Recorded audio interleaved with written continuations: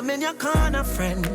I'm in your corner. I just want you to share with the Vulnerable Mom platform who you are, what you do, and a little bit about your motherhood journey. First of all, Tasha, thank you for having me. A bit about Tatyana. So I am 23, born and raised in Florida, Army vet, a mom of two. I just had a baby 3 weeks ago, Taylor, and then I'm a bonus mom of a 6-year-old. And I am a wife as well of 3 years, sister, daughter. Like, I feel like I wear so many hats. I'm also a business owner, and on social media, I do affirmations and give back to just, my page isn't geared just towards women, but I feel like being a woman, that's normally what I target, and just showing them how to love themselves through self-care, because I feel like a lot of moms will lose themselves, and I can see how easily they can now having a 3-week-old. But that's Tatyana. You've been heavily into the self-care aspect before you even became a mom.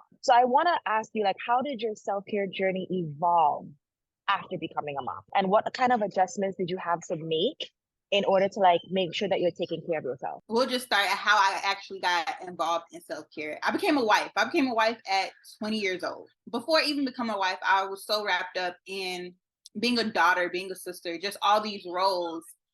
And then I went to the military, then I was a soldier, and then I got married, and then I was a wife, and I never really got to enjoy womanhood.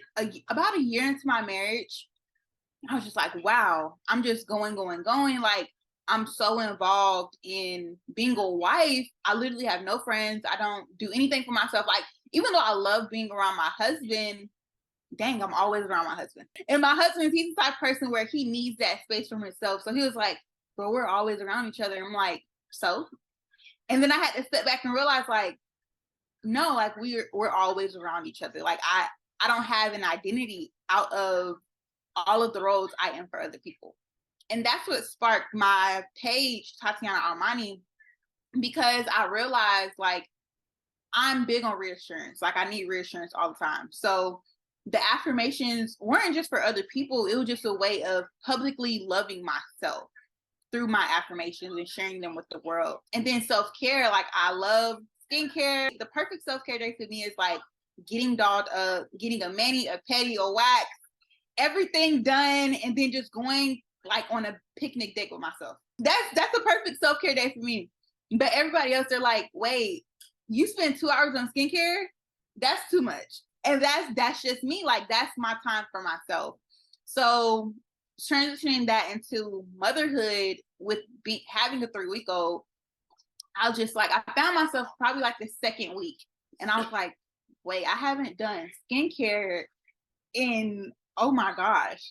So when I bathe, like when I go and take my shower, that's my time for myself. And my husband knows that. Like, he knows when I say, oh, I'm going to take a shower, I'm going to take a bath, don't expect me for like another hour and a half, because I'm finna shower, I'm finna sing, I'm finna have a concert, I'm gonna do my exfoliating, like, I'm doing a whole skincare routine, I got the mister going. Like, don't bother me. You hear the baby crying, that's your baby. Don't look at me, it's milk in the fridge, we'll be fine. You guys are fine for the next 2 hours. And I think that's what, like, a lot of my friends that are young moms, that's their thing. They're like, oh my gosh, I don't have any time for myself, I haven't showered in a few days. And I'm like, I can see how, but my showers in my alone time. That's like my non-negotiable. And that's where I've been able to just fit in everything. I literally go into a shower and I'm just like, oh my gosh. Then I come out and my husband's like, you okay?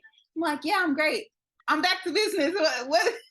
What needs to be done? So being a business owner, being a wife, being a mom, how has it been balancing all of that? It took a lot of mental preparation. So even while I was pregnant, I realized I couldn't do it all. My daughter literally set me down. If I was hungry, she would make me vomit. If I was too tired, I literally wasn't feeling good for like a whole week. So she was like the thing that set me down, because if you ask anybody, I'm always going, I'm always moving, I'm always doing multiple things at once. And pregnancy really made me realize, like, it's okay to slow it down. And it was kind of hard for me being a businesswoman, going to school, being a wife, and also like just loving on myself. I was just like, wow, how do I balance all of this? So I prepared a lot for it before she even got here. And I think that helped a lot just because like I'm very task oriented. So I'm like, I have my list, I'm gonna do this. Even if I don't get to everything on my list, I know what's like the top priorities. And as long as I get those done, I can go to Starbucks and get me a matcha green tea latte because I've done what needed to be done that day. Like I accomplished so much. I can go take me a nap. I can go just relax for a good 30 minutes and get back to everything else, or just push everything else to the side until tomorrow.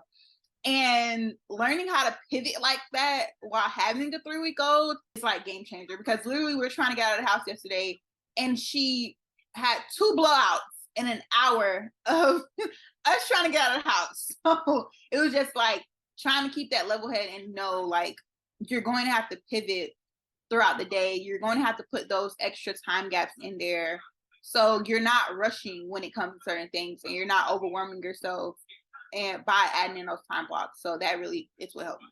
Let's talk about your birthing experience, because you're already talking about already knowing that it can get overwhelming and already preparing so much ahead of time before you even gave birth, right? So I've always said to myself, a lot of people always plan so much for the baby showers and the gender reveals and all of these different things, and they wait until now I'm about to have this baby that they realize they didn't plan so much for that. But for someone like you who said that I'm very task oriented, right? You already have your to-do list and all these things. So when it comes to your birthing experience, can you talk a little bit about how that was? I honestly can say it was amazing the way I prepared for it. If I didn't prepare, I honestly feel like I would have just went that crazy. I do get very overwhelmed, especially with someone dealing with anxiety, always being anxious that something can go wrong.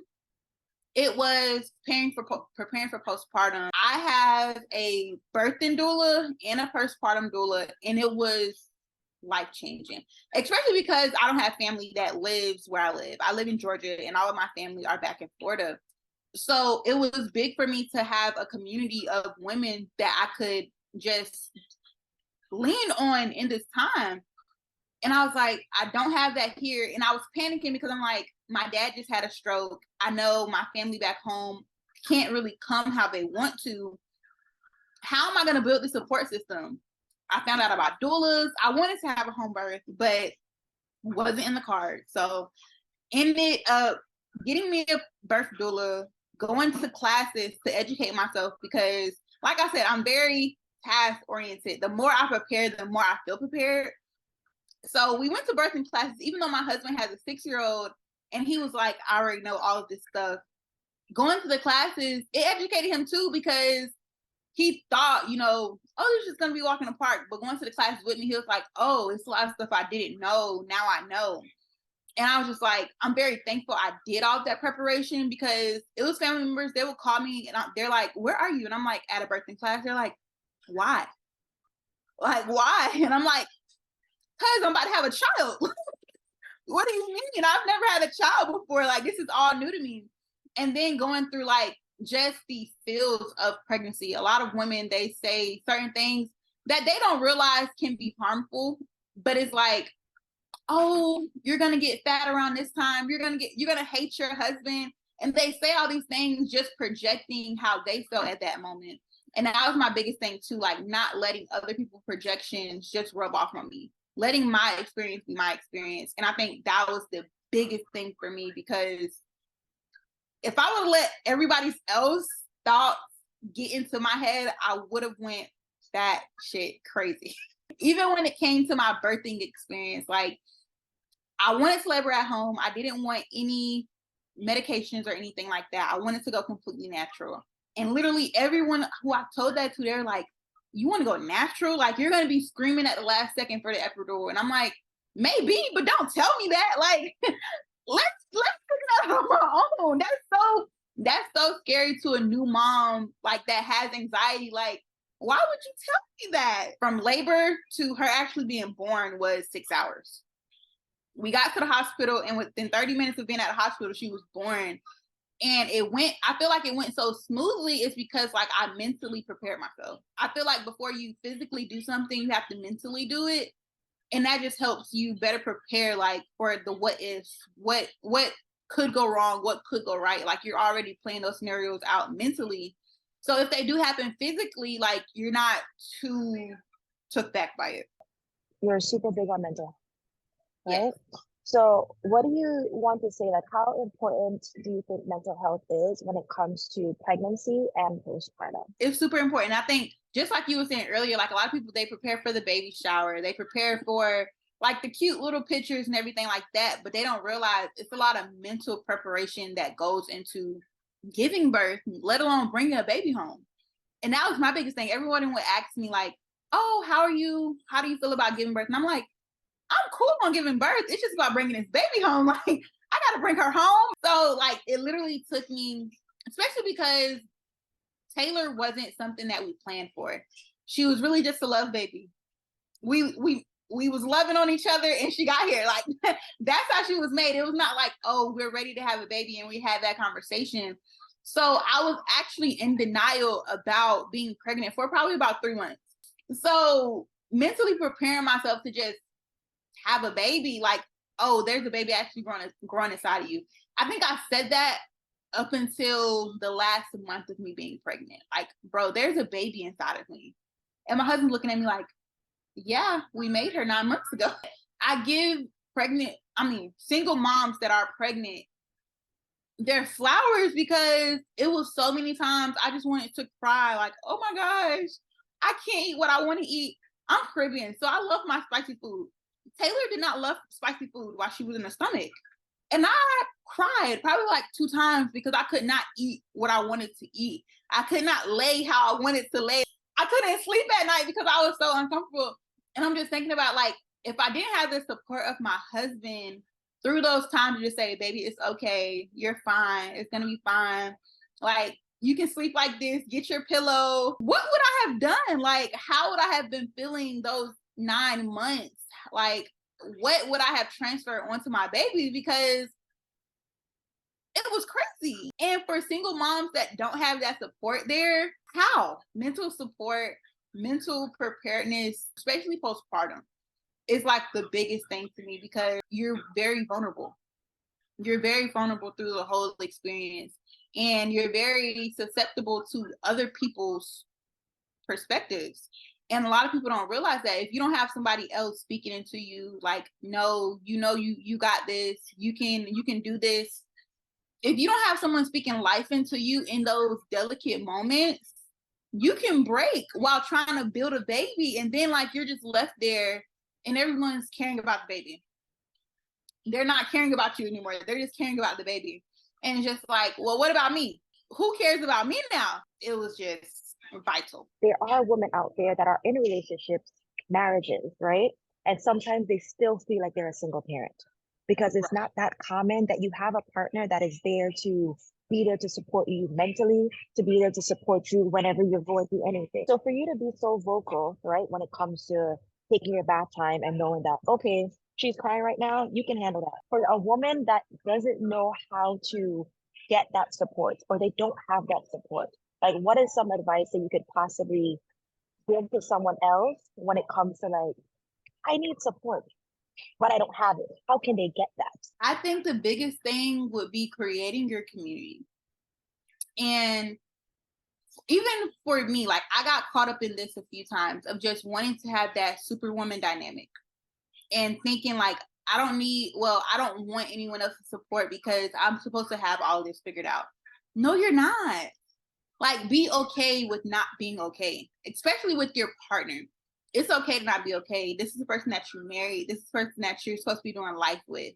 If they can't understand where you're coming from, help them understand. Like, bring in a third party to where like they can better explain what you're going through. And I'm very thankful for my husband because he knows like I have anxiety. He knows how big mental health is to me. I never really had an issue with like saying like, hey, listen, because something I told him like when I did get pregnant, I got the first 9 months, you got the second 9 months. I'll push this baby out, but after that, if I need a break, this is your baby. I lost myself once being his wife and just getting so wrapped up in the title of I'm a wife, like I have to cater to my husband, to where I'm like, now I'm a mom, but I'm still a woman. Like, I'm still a human. I'm still a person.